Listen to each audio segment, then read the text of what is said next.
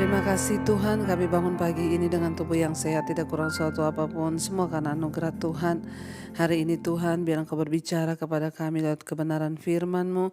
Kami percaya hanya firman Tuhan yang sanggup membaharui hidup dan hati kami. Terima kasih Bapa, tuntun kami lewat kebenaran firman Tuhan, karena Tuhan kami percaya bahwa orang-orang yang terus mencari Tuhan, orang-orang yang terus mendekatkan diri dengan Tuhan, merekalah yang akan terus melihat janji-janji Tuhan itu terjadi dalam kehidupan kami. Terima kasih Bapa, kami berdoa mengucap syukur. Kami memulai hari kami dengan firman Tuhan di dalam nama Yesus. Haleluya. Amin, amin, amin. Iya, selamat pagi saudara. Kita bersyukur ya bangun dengan tubuh yang sehat, tidak kurang suatu apapun. Semua karena anugerah Tuhan. Hari ini kita akan sama-sama melihat, membaca firman Tuhan ya. Terambil, hari ini saya ambil dari 1 Timotius saudara ya. 1 Timotius, kita lihat ya bagaimana firman Tuhan itu berkuasa untuk menuntun jalan-jalan hidup kita. 1 Timotius pasal yang ke-12, pasal yang pertama, 1 Timotius 1 ayat yang ke-12 ya. 1 Timotius 1 ayat yang ke-12 ya. Kalau kita lihat di sana ucapan syukur dan atas kasih karunia Allah ya. Rasul Paulus menulis ya dari 1 Timotius pasal yang pertama ayat 12, aku bersyukur kepada Dia yang menguatkan aku, yaitu Kristus Yesus Tuhan kita, karena Ia telah menganggap aku setia dan mempercayakan pelayanan ini kepadaku. Aku yang tadinya seorang penghujat dan seorang penganiaya dan seorang ganas, tetapi aku telah dikasihaninya karena semua itu telah kulakukan tanpa pengetahuan, yaitu di luar iman. Ayat 14, malah kasih karunia Tuhan kita itu dikaruniakan dengan limpahnya kepadaku dengan iman dan kasih dalam Kristus Yesus. Perkataan ini benar, ayat 15, dan patut diterima sepenuhnya. Kristus Yesus datang ke dunia untuk menyelamatkan orang berdosa, dan di antara mereka akulah yang paling berdosa. Saudara, kalau kita membaca di sini adalah ucapan syukur dari Rasul Paulus yang dinaikkan kepada Tuhan.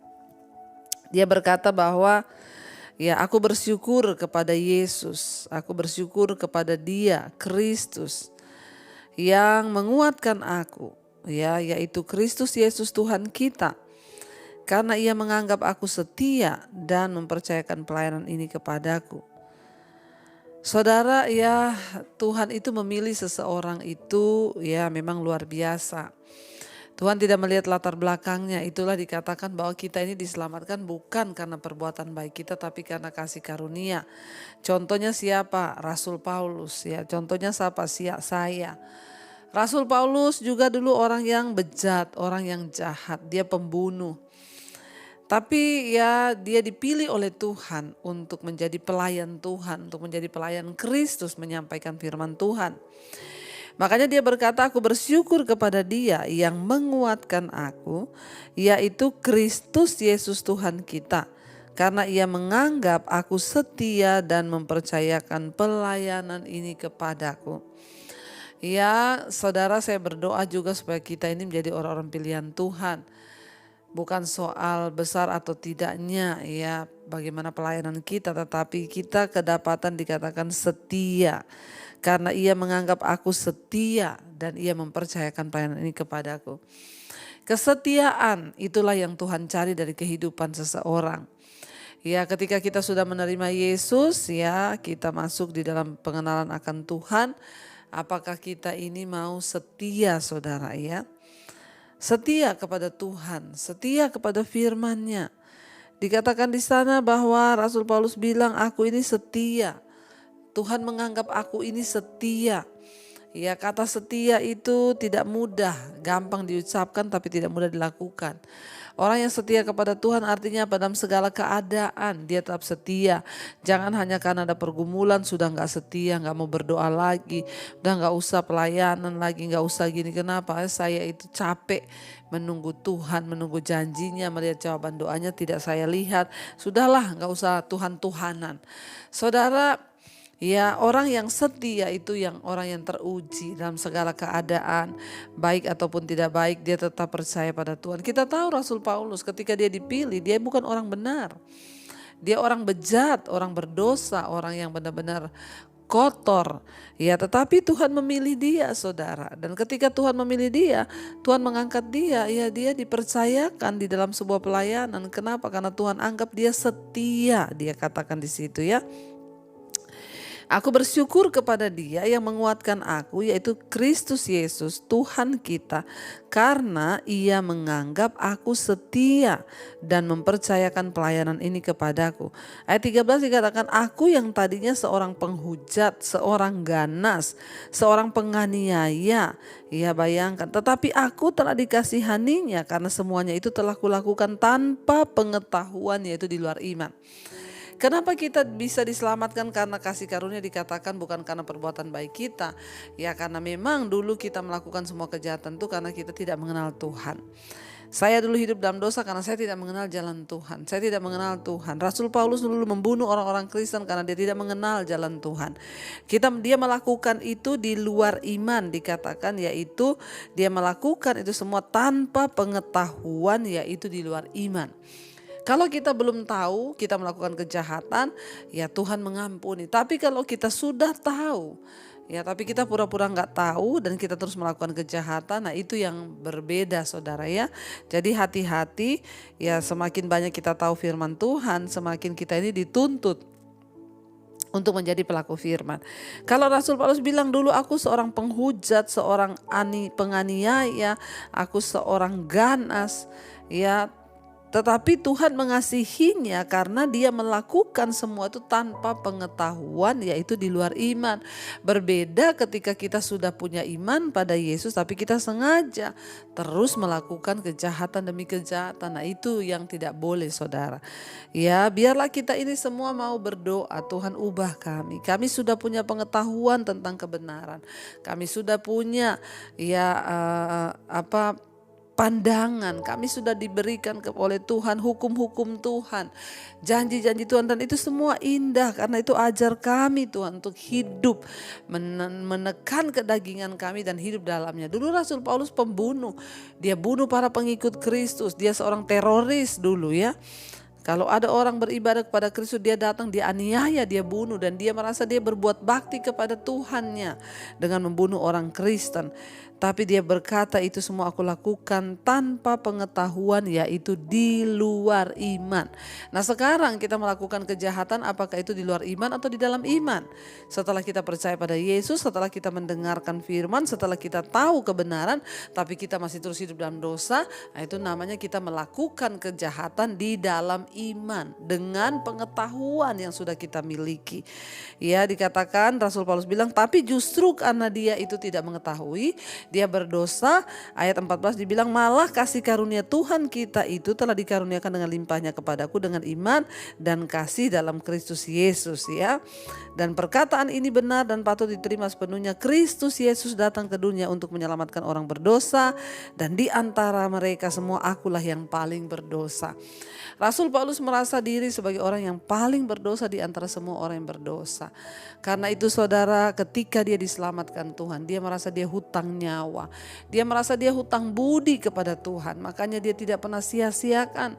Orang yang merasa berhutang banyak itu, dia akan bersyukur ya ketika diampuni, saudara. Rasul Paulus terbukti kesetiaannya kepada Tuhan. Kenapa? Karena dia menerima ya anugerah keselamatan, dan dia hidup di dalam anugerah keselamatan itu, dan dia juga setia kepada Tuhan karena dia merasa perbedaan hidup yang begitu nyata. Dulu sebelum dia mengenal Yesus, dia pembunuh, dia anggap itu baik. Masa orang membunuh baik, saudara? Ya namanya pembunuh itu ya tetap gak baik ya, tetapi Tuhan mengasihi dia karena dia belum tahu. Dia nggak tahu apa yang dia lakukan itu. Tanpa pengetahuan akan kebenaran dia lakukan itu semua. Di luar iman dia melakukan itu. Nah setelah dia di dalam iman, punya pengetahuan tentang firman Tuhan, dia menjadi orang yang setia. Dia membela kebenaran. Dia memberitakan kebenaran. Dia memberitakan Injil sekalipun menderita, mau dibunuh, karam kapal, tersiksa.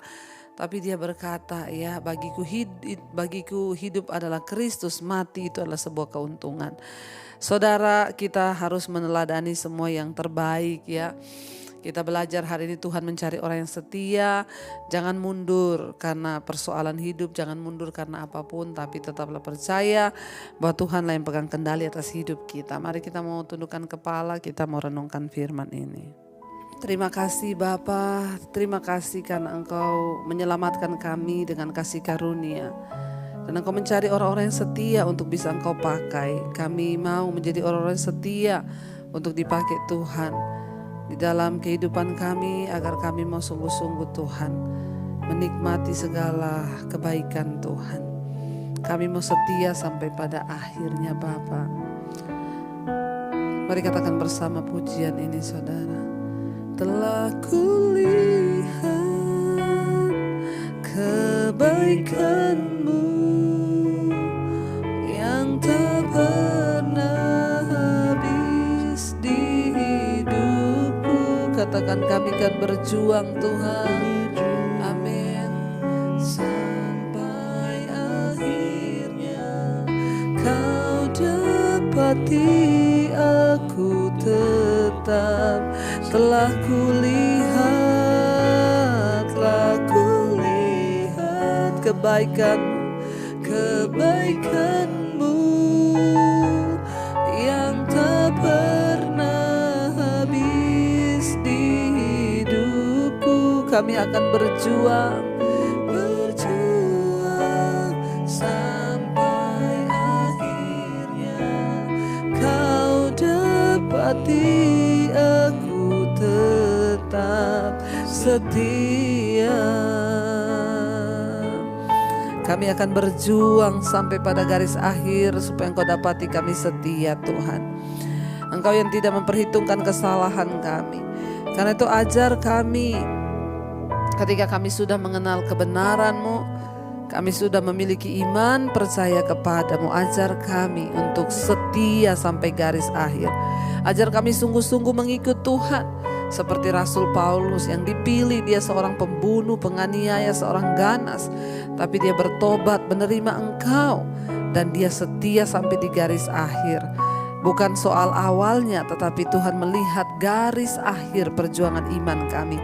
Berkati setiap anak-anak-Mu Tuhan, mereka yang terus setia di mezbah syukur, bangun pagi hari mencari wajah Tuhan. Hamba berdoa, berikan kekuatan hati iman, biar mereka terus berjuang sampai di garis akhir. Apapun pergumulan tantangan dalam hidup kami tahu itu bagian dari pendewasaan iman kami. Tuhanlah yang memberikan kekuatan kepada kami untuk menanggung semua penderitaan itu sampai di garis akhir. Terima kasih Bapa, berkati mereka yang bekerja hari ini, yang sekolah, yang kuliah, mereka pergi dari rumah. Tuhan jagai, lindungi, dijauhkan dari segala mara petaka, mara bahaya. Tuhan berkati Bapa, apa yang kami lakukan hari ini berhasil dan memuliakan nama Tuhan. Yang terbaring sakit hari ini kesembuhan terjadi, Engkau jamah dan lawat, biar ucapan syukur ada dalam mulut kami Tuhan. Berkati yang berulang tahun, semakin bertambah usia jasmani, bertambah pula kedewasaan rohani di dalam Engkau. Yang sakit Engkau sembuhkan, yang beban berat Engkau berikan pemulihan. Berkati bangsa dan negara kami Indonesia, Bapak Presiden Jokowi, bangsa ini Tuhan, Engkau berkati, limpahi dengan damai, sejahtera, ketentraman, kemakmuran. Dijauhkan dari krisis dan segala kerusuhan, pemberontakan di dalam nama Yesus. Terima kasih buat pagi hari ini kami menghirup udara yang baru. Kami melihat matahari, itu semua karena anugerah Tuhan. Mari kita berdoa. Bapa kami saudara, Bapa kami yang ada dalam sorga, dikuduskanlah nama-Mu. Datanglah kerajaan-Mu, jadilah kehendak-Mu di bumi seperti di sorga. Berikanlah kami pada hari ini makanan kami yang secukupnya. Dan ampuni kami akan kesalahan kami, seperti kami juga mengampuni orang yang bersalah kepada kami. Dan janganlah membawa kami dalam pencobaan, tapi lepaskanlah kami daripada yang jahat. Karena Engkaulah yang punya kuasa dan kerajaan, kemuliaan sampai selama-lamanya. Mari buka hati dan tanganmu saudara, terimalah kiranya berkat dari Allah Bapa, cinta kasih dari Tuhan Yesus Kristus, penyertaan Allah Roh Kudus menyertai hidupmu mulai hari ini, bahkan sampai waktu yang kedua Tuhan Yesus datang kembali menjemput kita. Nama kita tercatat di dalam kitab kehidupan. Dalam nama Tuhan Yesus yang percaya diberkati Tuhan, katakan bersama, amin, amin, amin. Tuhan Yesus memberkati, shalom dan selamat pagi.